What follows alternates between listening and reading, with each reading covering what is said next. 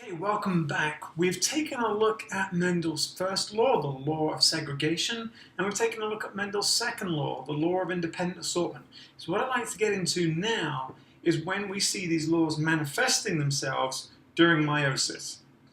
So let's take a look at meiosis again and talk about the behavior of the alleles during meiosis 1 and meiosis 2, and look to see when we actually find the first and second laws being played out during meiosis. So let's take a look first of all at, let's do the first law first, that makes most sense. So here we've got a cell at the top of the diagram, and that cell is going to go through meiosis. So you should be familiar with this. If not, maybe head back to meiosis and take a look at that. Let's get a pen going here really quickly.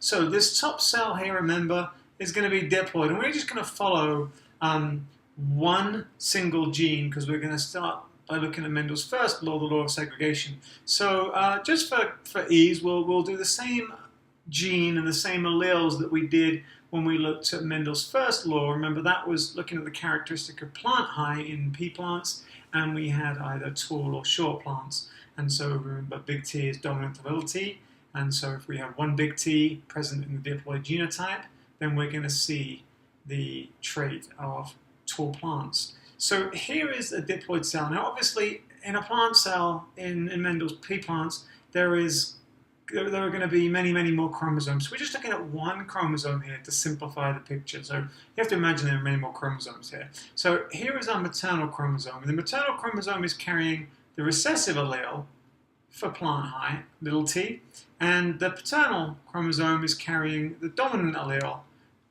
for plant height, big T. So remember, as we go into meiosis, the first thing that's going to happen is we're going to do a round of DNA replication. And so that's happening as we go from the top diagram to the next one down. That's a round of DNA replication in S phase. So each of those homologous chromosomes undergoes a round of DNA replication, and we get a new daughter strand of DNA being produced. So another DNA molecule, and those are held together at the kinetochores and along the arms of the chromosomes.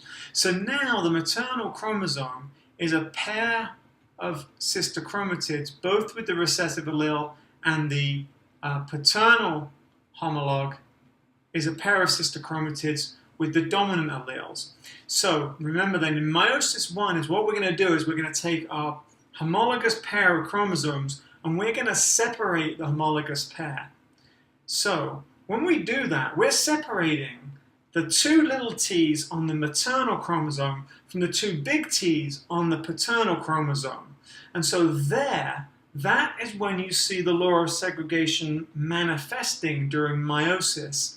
Now, if we go on to look at meiosis 2, it looks like you actually separate the alleles in meiosis 2, but that would be wrong. We'll come back to looking at that again in a moment. So let's go to meiosis 2. So this is meiosis 2 down here at the close to the bottom of the diagram. So down here in meiosis 2, is what we're going to do is we're going to take the pair of sister chromatids in the maternal homologue and the pair of sister chromatids in the paternal homologue, and we're going to separate the two sister chromatids. And so they both will have, in the case of the maternal homologue, little t's, and so the little t's separate. Now that looks like you're segregating the alleles, and indeed you're separating the two little t's, but the act of actually separating the two different alleles on the different homologous chromosomes, the one from mom and the one from dad, happens in meiosis 1 when you separate the homologous chromosomes. Remember, it's on the homologous chromosomes that you're going to have the different alleles. And so it's in meiosis 1 that you see the law of independent segregation, the law of segregation, manifesting itself. Now let's take a look at Mendels' second law, the law of independent assortment. And this should be a little more intuitive because we talked about this during meiosis. Now, we're going to deal only with two chromosomes, like we did when we looked at Mendels' law of independent assortment, and we're going to deal with the same characteristics, so the same gene, and the same traits, so the same alleles. So we're going to deal with P color and P morphology, and so we can have yellow peas, or we can have green peas, and we can have smooth peas, or we can have wrinkly peas. So we now have to deal with two pairs of homologous chromosomes. So at the top of the diagram here, we're going to look at two cells and we'll look at the two different things that could happen in these cells. So let's just start over here on the left. We've got the maternal chromosome, and that maternal chromosome has its homologous partner over here, and you can see the paternal chromosome has the big Y and the maternal chromosome has the little y. And then another pair of homologous chromosomes down here. We've got the paternal chromosome with the big R allele and the maternal chromosome with the little r allele. So if we push this cell into meiosis, we're going to do, first of all, DNA replication. So each of the homologous chromosome has a round of DNA replication to make a pair of sisters. And so you can now see that the paternal chromosome has two big Y's there, and the maternal has two little y's, and the paternal has two big R's, and the maternal has two little r's. Now this is where independent assortment occurs. Independent assortment is going to occur in metaphase 1, because remember, we can put the maternal on one side and the paternal on the other.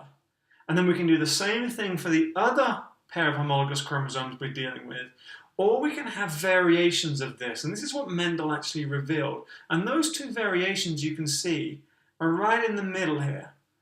So if you follow meiosis through with this cell on the left, you'll find that you get this arrangement of gametes, and if you do it with this one, you end up with this arrangement of gametes. And so Mendel's law of independent assortment also manifests in meiosis 1, specifically at metaphase 1 of meiosis. Okay, so that's a quick look to see when, during the events of meiosis, do we actually see Mendel's law of segregation and law of independent assortment playing out due to the behavior of the alleles on the chromosomes. I'll be back next time. We're going to start looking at some variations on Mendelian genetics. I'll see you soon.